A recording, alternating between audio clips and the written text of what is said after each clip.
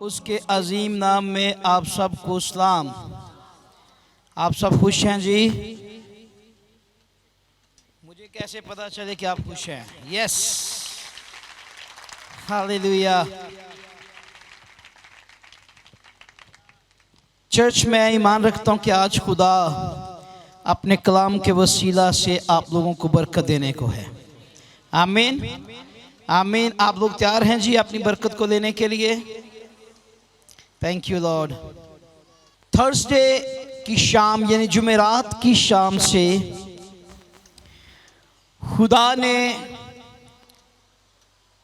इस कलाम को मेरे दिल में डाला और मैं जुमेरात से लेकर आज सुबह तक खुदावन से इसी कलाम को मांगता रहा कि खुदा जो बात तूने मेरे दिल में डाली है इसके लिए वो कलाम जो कलीसिया की ज़रूरत है, कलीसिया की नीड है, वो कलाम मुझे दे। तो आइए ज़रा देखिए मेरे साथ, ज़बूर की किताब खोलिए और बड़ा ही फेमस ज़बूर जिसे आप अक्सर मुश्किल हालात के अंदर पढ़ते हैं, वो कौन सा? किसी को है कोई आइडिया? हाँ, वाह, उधर से आवाज आ रही है जी। 91 91 ज़बूर। तो आइए ज़रा आज इस पर गौर करते हैं और इसमें से बड़ी खूबसूरत बातें हम सुनेंगे और सीखेंगे। इससे पहले कि मैं कलाम की खिदमत करूं, जितने भी इस वक्त मुझे प्रेस टीवी पे देख रहे हैं तवज्जो कीजिए ज़रा। जितने लोग भी इस वक्त मुझे प्रेस टीवी पे देख रहे हैं अपने घरों में, पाकिस्तान के किसी भी शहर में, या आप लाहौर से हैं या आप मुझे सोशल मीडिया पे इस वक्त देख रहे हैं, मैं आपको दावत देना चाहता हूं कि अगला एतवार जो है ये ईद पेंतिकोस्त का एतवार है। कितनों को याद है? ईद पेंतिकोस्त के लिए मैं आपको दावत देना चाहता हूं कि एतवार की इबादत को मिस ना कीजिए। एतवार की जो इबादत है इसको मिस ना कीजिएगा।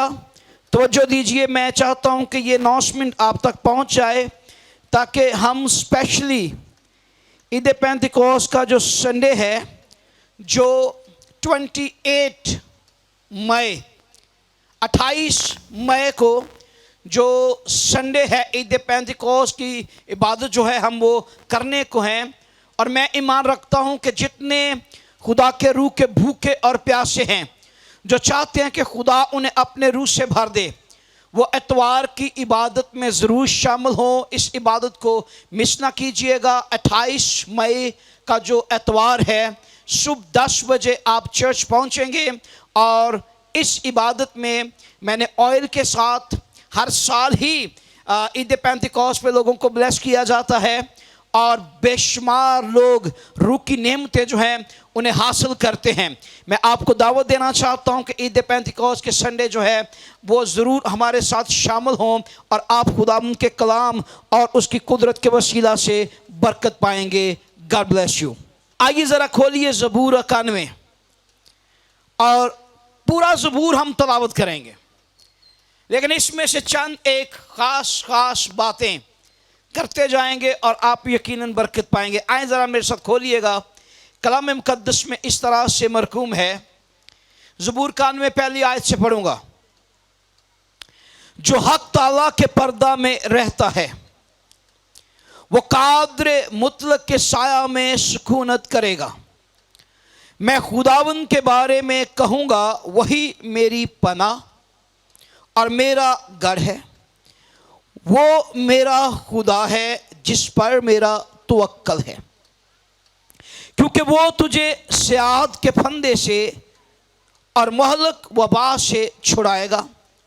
वो तुझे अपने परों के से छुपा लेगा और तुझे उसके बाजुओं के नीचे पनाह मिलेगी। उसकी सच्चाई ढाल और सिपर है। तू ना रात की हैबत से डरेगा, ना दिन को उड़ने वाले तीर से, ना उस वबा से जो अंधेरे में चलती है, ना उस हलाकत से जो दोपहर को वीरान करती है। तेरे आस पास 1000 गिर जाएंगे और तेरे दाहिने हाथ की तरफ 10,000, लेकिन वो तेरे नज़दीक ना आएगी। लेकिन तू अपनी आंखों से निगाह करेगा और शरीरों के अंजाम को देखेगा। पर तू ए खुदावन मेरी पनाह है, तूने हक ताला को अपना मस्कन बना लिया है। तुझ पर कोई आफत नहीं आएगी और ना कोई वबा तेरे खैमा के नज़दीक पहुँचेगी, क्योंकि वो तेरी बाबत अपने फरिश्तों को हुक्म देगा कि तेरी सब राहों में तेरी हिफाजत करें। वो तुझे अपने हाथों पर उठा लेंगे, ताकि ऐसा ना हो कि तेरे पाँव को पत्थर से ठेस लगे। तू शेर बबर और अफे को रौंदेगा, तू जवान शेर और अजदहा को पमाल करेगा। चूँकि उसने मुझसे दिल लगाया है, इसलिए मैं उसे छिड़ाऊँगा, मैं उसे सरफराज करूँगा, क्योंकि उसने मेरा नाम पहचाना है। वो मुझे पुकारेगा और मैं उसे जवाब दूँगा।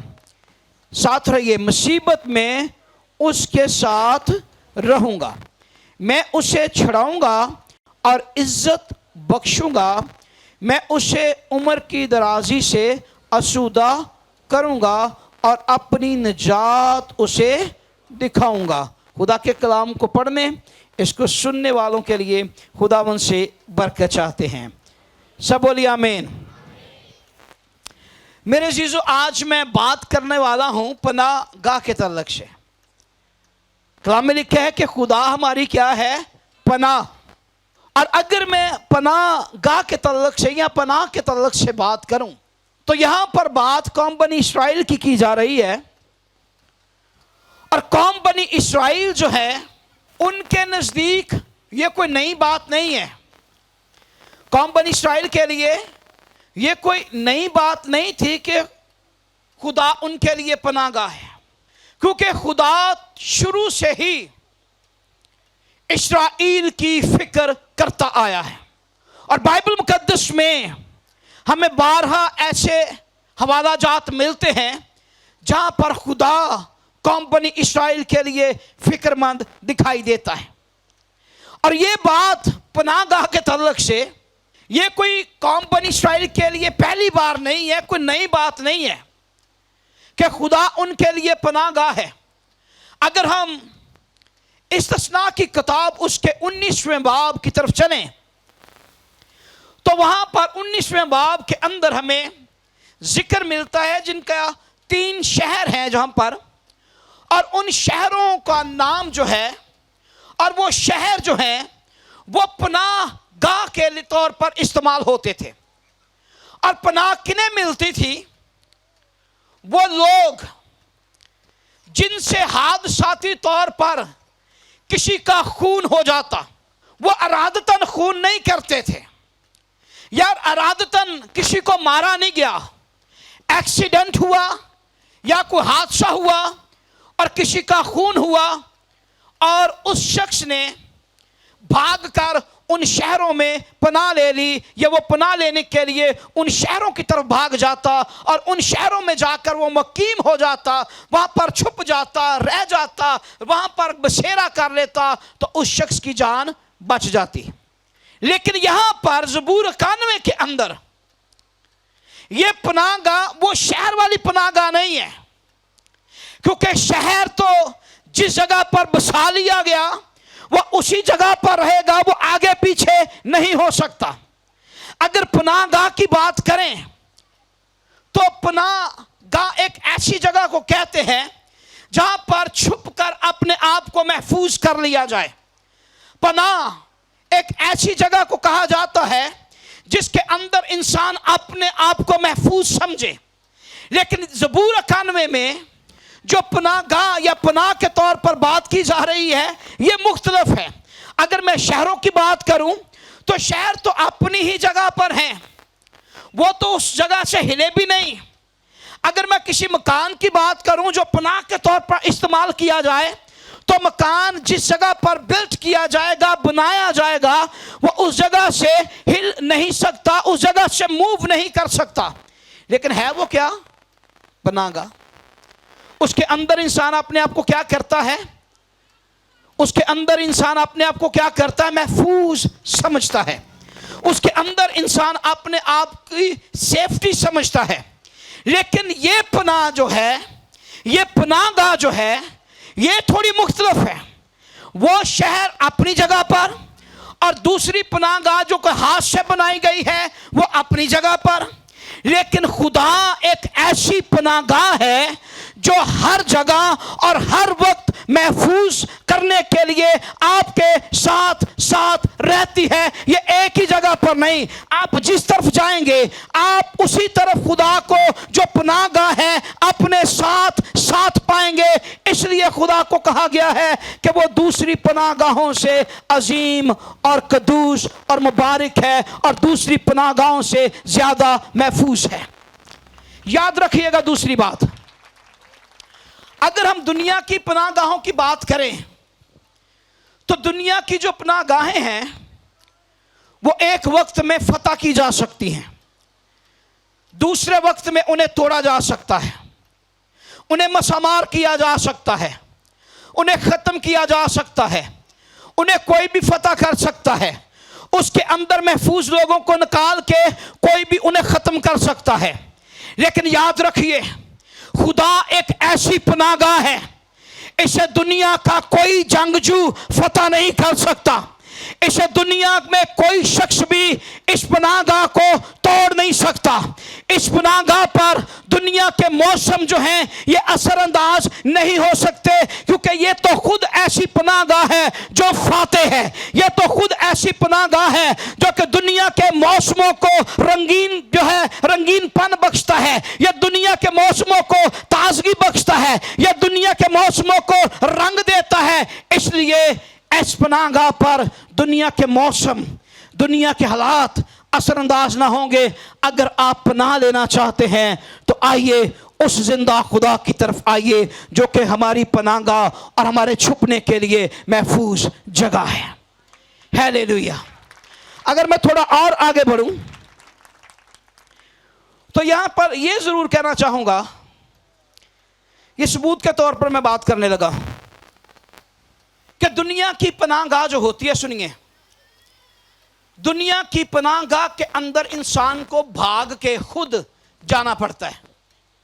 जैसे मैंने शहरों का जिक्र किया जो कि कलाम मुकद्दस में से अभी मैंने पढ़ा है आप लोगों के लिए, इस्तिस्ना की किताब उसका 19वां बाब। अगर कोई जान बचाना चाहता है तो उसे भाग के उन शहरों की तरफ जाना पड़ता है। ऐसे है जी, शहर चल के पनाह लेने वाले के पास नहीं आएंगे कि आ जाएंगे। शहर चल के आएगा या पनाह लेने वाला चल के शहर की तरफ जाएगा? जी, शहर चल कर आएगा या पनाह लेने वाला जाएगा? आपने अपने लिए कोई किला, मजबूत किला, को छुपने की जगह, कोई महफूज जगह बनाई है। वो जगह आपकी तरफ चल के पनाह देने के लिए आपकी तरफ आएगी या आप भागकर उस पनाहगाह की तरफ जाएंगे? चर्च, सिंपल सा सवाल है, आप जाएंगे या वो किला आपकी तरफ आएगा? लेकिन खुदा जो पनाहगाह है इससे मुख्तलिफ है। खुदा इससे मुख्तलिफ है।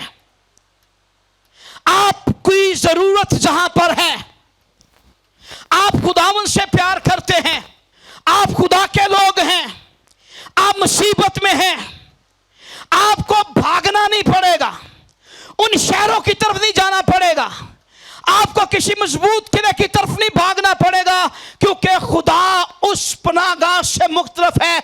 आप जहां कहीं हैं, मुसीबत में हैं, आप खुदा को वहां पर पुकारेंगे, वो पनाहगाह खुद आपके पास चल कर पहुंच जाएगी। इसलिए खुदा उन पनाहगाहों से मुख्तलिफ है। और इसका सबूत हमें एमाल की किताब के अंदर नजर आता है। हम पहले भी कई हफ्ते पहले इस पे सरमन भी सुन चुके हैं। अगर हम देखें कि पतरस कैद खाना के अंदर है। पतरस कहां पर है? कैद खाना के अंदर है, मुसीबत में है, दुख में है, तकलीफ में है। अब पतरस भागा नहीं है कि वो जो शहर जिनका जिक्र इस्तिस्ना की किताब में मिलता है उन शहरों की तरफ भागे। पतरस भागा नहीं है कि कोई और ऐसा मकाम ढूंढे जहां पर पतरस छुप सके। पतरस तो कैद खाना के अंदर है, वो उसे तो हथकड़ियां लगी हुई हैं, कैद खाना के दरवाजे बंद हैं, पहरेदार भी वहां पर हैं। अब कौन उसके पास आया है? कौन उसके पास आया है? और कलाम मुकद्दस में से अभी हमने पढ़ा, जरा तवज्जो दीजिएगा, क्योंकि वो तेरी बाबत अपने फरिश्तों को क्या देगा? वो अपने फरिश्तों को क्या देगा? हुक्म देगा तेरी सब राहों में तेरी क्या करें? हिफाजत करें। वो पनाहगाह ऐसी पनाहगाह है, आप जहां पर भी हैं वो आप तक खुद पहुंच जाएगा। और पतरस के पास कौन आया? खुदावंद का फरिश्ता। और हुआ क्या? उसकी कड़ियां भी खुल गई और फिर दरवाजे भी खुल गए, और जितने दरवाजे रास्ते में आते गए वो खुलते गए, क्योंकि उसकी पनाहगाह जो है वो उसके साथ साथ चलती नजर आती है। फरिश्ता आगे आगे है, फरिश्ता राह बनाता जाता है। इसलिए तो उसने फरमाया वो अपने फरिश्तों को, कहीं पर तो हमें खुदा खुद नजर आता है, कहीं पर हमें खुदा के फरिश्ते नजर आते हैं, लेकिन है ये सारा सिलसिला कार मदद का। ये सिलसिला कार सारा क्या है? मदद करनी है, बचाना है ना। अपने लोगों को क्या करना है? बचाना है, पनाह देनी है, छुपाना है। कलाम में लिखा है वो तुझे अपने परों में क्या कर लेगा? छुपा लेगा। और कलाम में लिखा है पतरस के लिए दरवाजे खुलते जा रहे हैं और पतरस को देख ही नहीं कोई पा रहा। पतरस जा रहा है, पतरस निकल रहा है कैद खाना से। पतरस को खुद भी मालूम नहीं है मेरे साथ हो क्या रहा है। कलाम में लिखा है जब वो आखिरी गेट फाटक जो है वो क्रॉस किया लोहे वाला, तो फिर पतरस ने होश पकड़ी। उसने कहा मैं तो कैद खाना से, अब मैं जान गया कि खुदावंद क्या करता है, अपने लोगों को बचा लेता है। याद रखिएगा, खुदा दूसरी पनाहगाहों से मुख्तलिफ पनाहगाह है। क्या दानियल ने भाग के जान बचाई थी? जरा साथ रहिए, तवज्जो दीजिए। क्या दानियल ने भागकर जान बचाई थी? दानियल को तो कहां फेंका गया था? शेरों की गार में। अब दानियल गार में से निकला तो नहीं है, वो वहां से भागा तो नहीं है, उसने कोई पनाहगाह तो ढूंढी नहीं है। ना वो उन शहरों की तरफ भागा, ना वो मजबूत किले की तरफ भागा। दानियल गार के अंदर है। दानियल कहां पर है? शेरों की गार के अंदर। लेकिन दानियल के पास कौन आया है जिसने उसे बचाया है? आपको तो नजर नहीं आएगा, वाकई वहां पर तो खुदा नजर नहीं आ रहा। कि नजर आ रहा है? नहीं आ रहा। लेकिन मैं आपको दिखाना चाहता हूं खुदा नजर आ रहा है। देखना चाहते हैं? कलाम मुकद्दस में लिखा है शेर दानियल के सामने क्या हुए हैं? शेर दानियल के सामने क्या हुए? उसके पांव में झुक गए, उसके पांव को क्या करने लगे? चाटने लगे। क्या कभी इंसानों के सामने भूखे शेर कभी झुके हैं? ना ना ना ना ना ना। हों शेर, हों भी भूखे, हों भी खूनखार, लेकिन झुक जाएं इंसान के सामने, ये कैसे मुमकिन है? याद रखिए, शेरों को दानियल नजर नहीं आता था, बल्कि दानियल के साथ जो लायन किंग है, जो शेरों का बादशाह, वो यहूदा का बब्बर, वो बादशाहों का बादशाह, वो नजर आता था। इसलिए तो शेर उस लायन किंग के सामने झुके, वो दानियल के सामने नहीं झुके थे। वो दानियल के खुदा के सामने जो पनाहगाह है उसके सामने झुके हैं। शेरों ने दानियल को सजदा नहीं किया था, बल्कि खुदावंदों के खुदा को सजदा किया था जो दानियल के साथ उस गार में खड़ा था। हालेलुया। शेर का इंसान के सामने झुकना, ये मेरे तो सोच से बाहर है। मैं तो इसका तसव्वुर नहीं कर सकता, लेकिन ये तसव्वुर जरूर कर सकता हूं। दानियल अकेला नहीं था, वो पनाहगाह दानियल के साथ थी। आगे बढ़ते हैं ज़रा, मैं इन्हें इस ज़बूर को पूरा करना है आज के एपिसोड में, इसलिए थोड़ा सा आगे बढ़ना चाहता हूँ। आगे लिखे, वो तुझे स्याद के फंदे से क्या करेगा? स्याद के फंदे से और मोहलक वबा से छुड़ाएगा। अब ये स्याद क्या है? स्याद कहते हैं शिकारी को।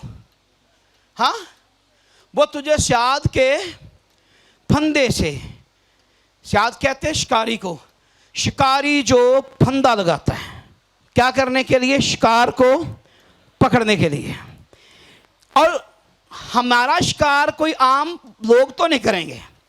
हमारा शिकार करने के लिए एक ही शिकारी है जिसका नाम इब्लीस है, और उसने तरह तरह के फंदे लगाए हुए हैं, और वो तरह तरह के फंदे लगाता है ताकि किसी ना किसी तरह से खुदा के लोग उसके फंदे में फंस जाएं। लिखा है वो तुझे स्याद के फंदे से और मोहलक वबा से छुड़ाएगा। अब वर्स 1 है, आयत 1 है, तीसरी आयत। आयत 1 है, लेकिन ख़तरे इसके अंदर हमें कई तरह के नज़र आ रहे हैं। एक ख़तरा ये है, स्याद का फंदा, शिकारी का लगाया गया फंदा, शिकारी का लगाया गया जाल, शिकारी का लगाया गया फंदा। अब दूसरा खतरा क्या है? मोहलक वबा। अब वबा जो है ये कई तरह की हो सकती है। कुछ साल पहले भी तो एक वबा आई थी जिसको कोरोना कहते हैं। हाँ, एक वबा थी जिसको क्या कहते हैं? कोरोना कहते हैं।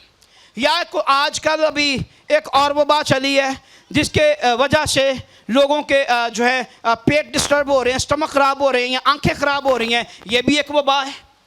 या तान की बीमारी कई साल पहले इंडिया की तरफ आई थी, वो भी वबा है।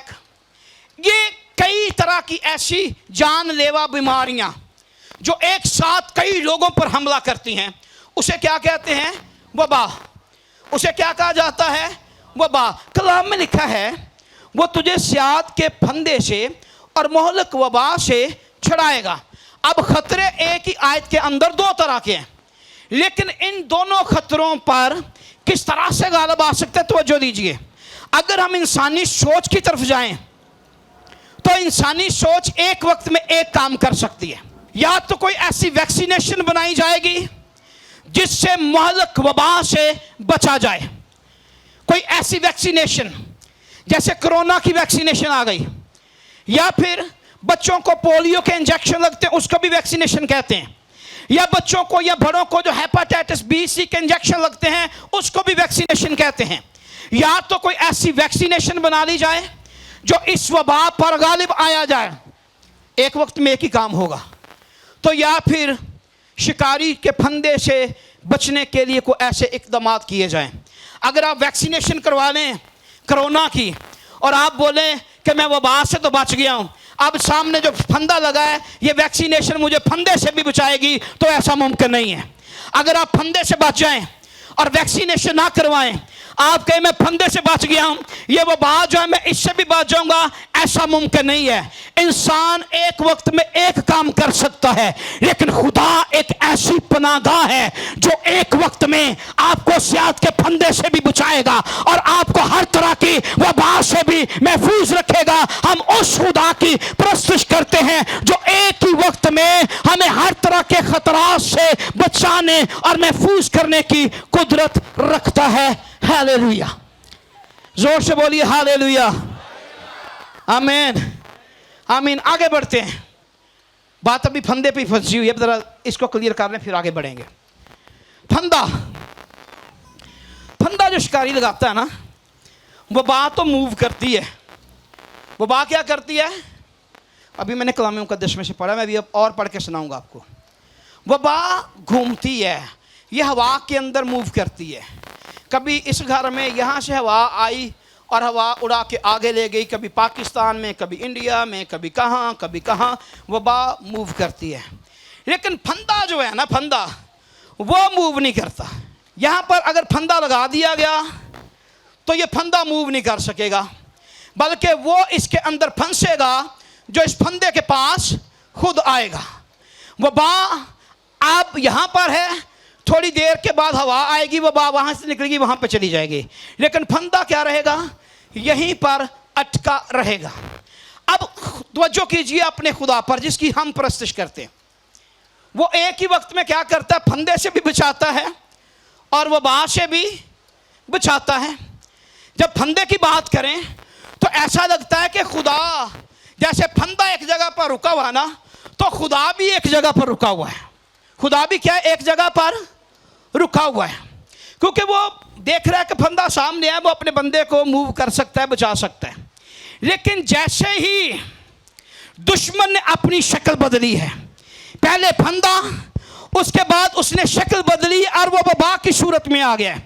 पहले वो फंदा और दूसरी सूरत में क्या बन गया, वबा बन गया। हमें नजर आता है पहले खुदा थमा हुआ है, पहले खुदा रुका हुआ है। उसने अपने आगे मूसा को भेजा, खुदा खुद नहीं गया, बल्कि मूसा से कहा कि तू मेरे लोगों के पास जा, उन्हें फंदे से क्या कर, निकाल ला। खुदा खुद रुका हुआ है, खुदा खुद नहीं गया, उसने मूसा को भेजा है। मूसा कहता अगर उन्होंने पूछा कि तुझे किसने भेजा तो मैं क्या कहूं, तो खुदा ने कहा क्या, कहना मैं जो हूं, मैं जो हूं, मैं जो हूं सो मुझे उसने भेजा है। खुदा रुका हुआ है और कहता है मैं जो हूं सो, क्योंकि फंदा है ना, फंदे के अंदर कौम बनी शायद फंसी हुई थी, अभी वो वाह नहीं आई, वो बात आगे आएगी, मैं उधर लेके चलता हूँ आपको।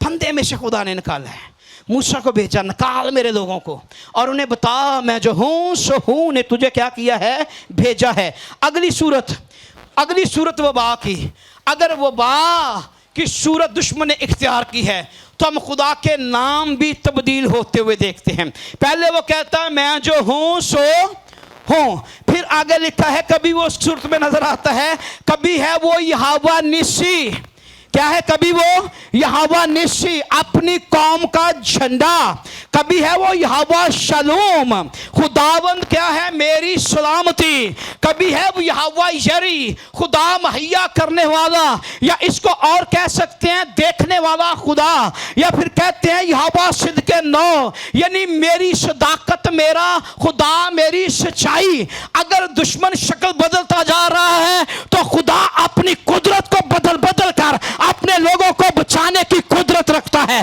खुदा अपने जलाल की सूरत में पहले वो लोगों को निकालता है और फिर नजर क्या आता है, जब वबा आने का वक्त हुआ उन जंगल बियाबानों के अंदर, तो कलाम में लिखा है खुदा कभी बादलों के स्तून बनकर कौम बनी इस्राएल के आगे चलता नजर आता है। खुदा कभी रोशनी बनकर, कभी आग का स्तून बनकर, कभी लाइट बनकर अपने लोगों के आगे नजर आता है। वो आज फिर वापस लेके चलता हूँ आपको बताना चाहता हूँ, दुनिया की पनाह गाहें एक ही जगह पर आपको मिलेंगी, जिस जगह पर बना दी गई उसी जगह पर मिलेंगी, लेकिन खुदा ऐसी पनाह गाह है, आप जिस तरफ मूव करते जाएंगे खुदा आपके साथ मूव करता जाएगा। और इसका सबूत हमें कौम बनी इस्राएल के आगे खुदा का चलना जो है ये नजर आता है।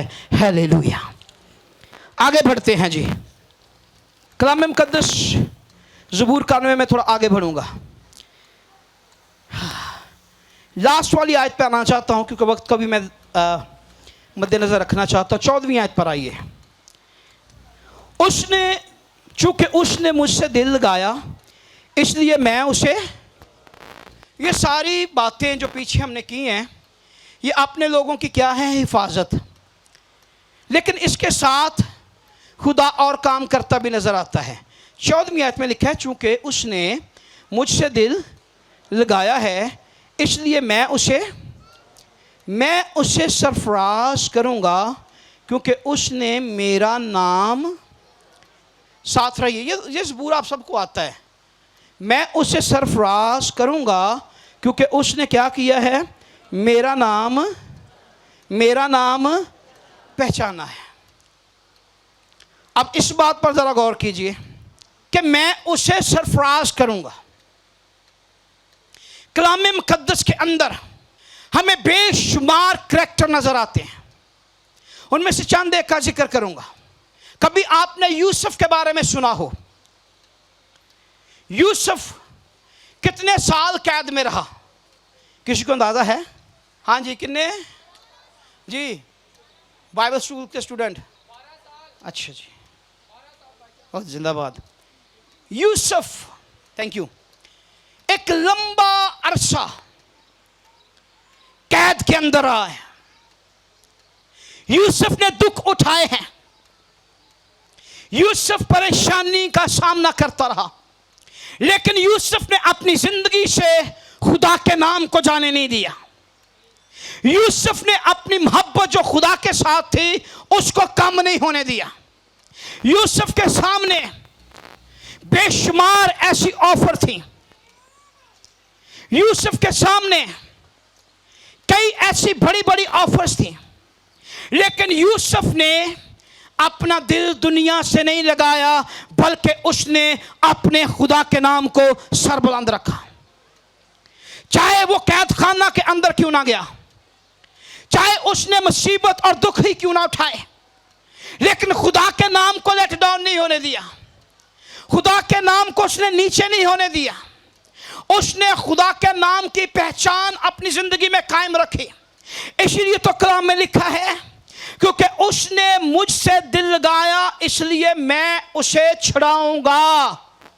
एक लंबा अरसा कैद में रहने के बावजूद भी वो खुदावंद के नाम को सरबुलंद करता ही रहता है। एक लंबा अरसा कैद खाना के अंदर रहने के बावजूद भी उसने कोई ऐसा वक्त दुश्मन को नहीं दिया जिसमें खुदा के नाम को कभी उसने लेट डाउन किया। और अगर उसने खुदा के नाम को पहचाना तो कलाम में लिखा क्या, इस पर तवज्जो दीजिए, मैं उसे सरफराज करूंगा। पहले यूसुफ कहां पर नजर आता है? कैद खाना के अंदर। लेकिन बाद में यूसुफ कहां पर नजर आता है? तख्ते शाही पर। पहले कहां पर नजर आता है? कैद खाना में। बाद में कहां पर नजर आता है? तख्ते शाही पर। यही तो खुदा का कलाम है, उसने मेरा नाम पहचाना है, मैं उसे छुड़ाऊंगा, मैं उसे सिर्फ राज करूंगा, क्योंकि उसने मेरा नाम पहचाना है। और हमें यूसुफ जो है यह तख्ते शाही पर नजर आता है, क्योंकि उसकी पनाहगाह जो है यूसुफ के साथ साथ चलती नजर आती है। सिर्फ यूसुफ पर बात नहीं खत्म होती, हमें वो दानियल जो पहले कहां पर नजर आता है? शेरों की गार में। लेकिन दानियल भी कहां पर बाद में नजर आता है? कहां पर नजर आता है? तख्ते शाही पर। दानियल ने भी बादशाह की मूरत को सिजदा नहीं किया। हाँ, दानियल ने भी बादशाह की मूरत को सिजदा नहीं किया। उधर यूसुफ ने भी अबतरी के साथ, ज़नाकारी के साथ, गुनाह के साथ कमिटेड नहीं हुआ, तो यूसुफ भी तख्ते शाही पर। दानियल ने बुत परस्ती नहीं की, रूहानी ज़नाकारी नहीं की, तो दानियल भी कहां पर? तख्ते शाही पर। और ये खुदा के कलाम का वादा है कि वो अपने लोगों को क्या करता है? सरफराज करता है। जो उसका नाम पहचानते हैं वो उन्हें क्या करता है? क्योंकि मुझे अपना वक्त याद आता है, मैं ये गवाही कई बार दे चुका हूँ। जब मैं बाहर कॉलोनी में था, यहाँ पर मैंने विज़िट शुरू किया था, तो मैं 30 दिन के लिए मुसलसल रोज़े में था। तो मेरे सामने बिल्कुल आमने सामने मेरे साथ बात करती रही वो। किसी ने अगर देवी माता का नाम सुना, जो इंडिया में 12 हाथों वाली जो शेर पर बैठती है, आप देखा तो सब नहीं है, अब माने या ना माने, मेरे सामने ऐसे रूबरू, ऐसे मेरे रूम में ऐसे रूबरू सामने खड़ी। उसने सोने के सिक्के ऐसे मेरी तरफ आके, मैंने सोने का सिक्का लाइव अपनी आंखों के सामने देखा हुआ है। उसने बोला, सोने के सिक्के ले और निशात में मत जा, मरियम कॉलोनी में मत जा, मैं तुझे दौलत दूंगी, तुझे सोना वाफर मकदार में दूंगी, वहाँ पे ना जा। मैं खामोश रहा। फिर आखिरी हमला उसका क्या था? उसने कहा, मैं तेरे ख़ानदान को मार दूंगी। मैं खामोश रहा। फिर उसने कहा, अगर तू नहीं हटेगा मैं तुझे मार दूंगी। फिर भी मैं खामोश रहा। फिर सोने के सिक्के उसने दिखाए। उसने कहा, ले, जितने चाहता है तो सोना ले ले, पैसा मुझसे ले ले, लेकिन मरियम कॉलोनी की तरफ मत जा। मैंने उसे कहा, मुझे मेरे खुदा ने वहाँ पर बुलाया है, मुझे कोई ताकत नहीं रोक सकते। और अगर मैं उस अबतरी के साथ कमिटेड हो जाता, अगर मैं उस सोने या पैसे के साथ कमिटेड हो जाता, तो वो सोना या पैसा चंद महीनों के लिए, चंद सालों के लिए मेरे पास होता, लेकिन मेरे पास आज ये सरफराजी ना होती। अगर मैंने अपने खुदा के नाम को ऊंचा किया तो खुदा ने दुनिया की दौलत भी दी, दुनिया में शोहरत भी दी, और आज खुदा ने मुझे खाक पर से उठाकर कई बार बादशाहों के तख्त पर बिठाया है, आपके प्राइम मिनिस्टर के साथ, आपके फेडरल मिनिस्टर के साथ, बड़ी बड़ी हुकूमतों के साथ, ना सिर्फ पाकिस्तान में बल्कि दुनिया के कई हुकूमती ममालिक के अंदर कई खादमों के साथ जो मिनिस्टर लेवल के हैं, मैं उनके साथ आज तक तख्त पर बैठा नजर आता हूँ। मैं नाइजीरिया में था तो वहाँ पर मुझे बादशाह के घर लेकर गए।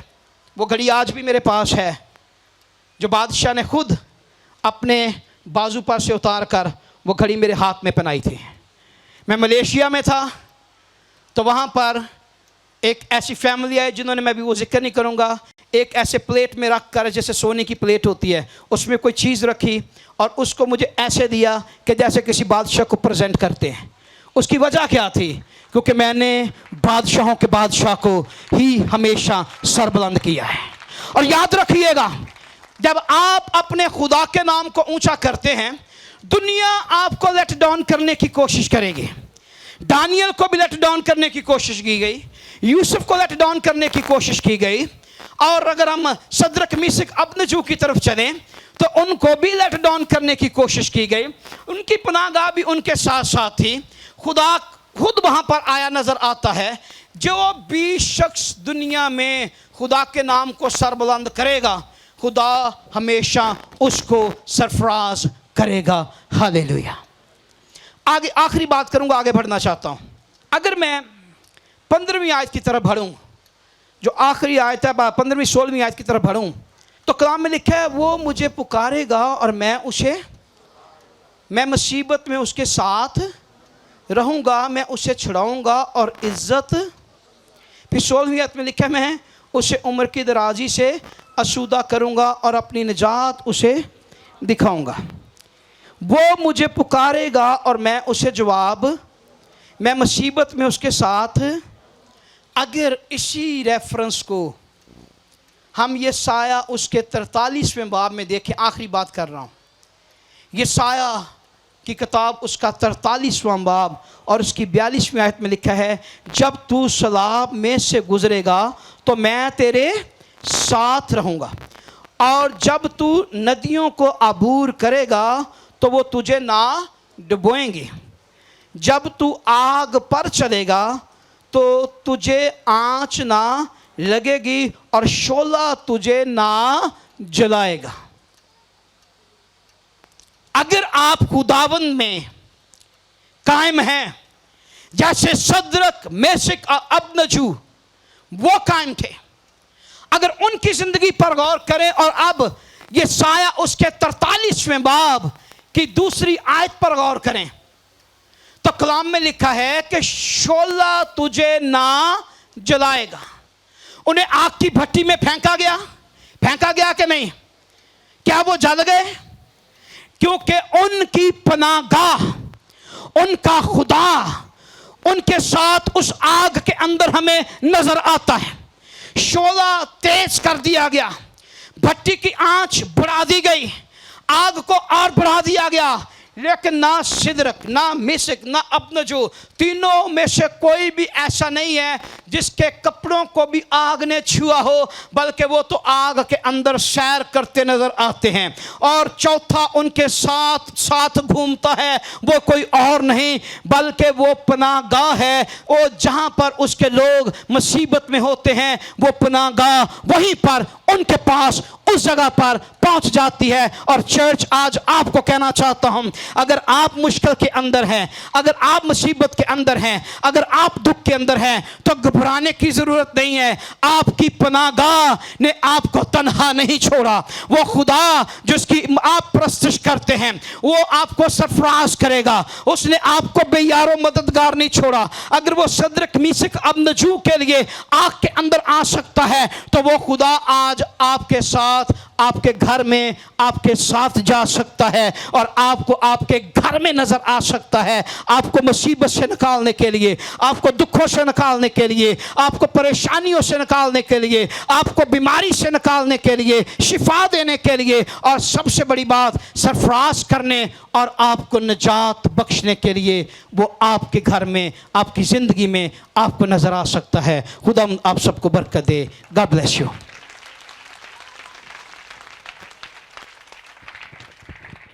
अगर आप चाहते हैं कि आप 24 घंटे खुदा के खादिम पास्टर शहजाद के साथ राब्ते में रहें और खुदा का खादिम आपके लिए दुआ करे, तो आप हमारे इस YouTube चैनल को, जो कि पास्टर शहजाद सदीक ऑफिशियल के नाम से है, इसे सब्सक्राइब करें और बेल आइकन को भी प्रेस करें। God bless you all.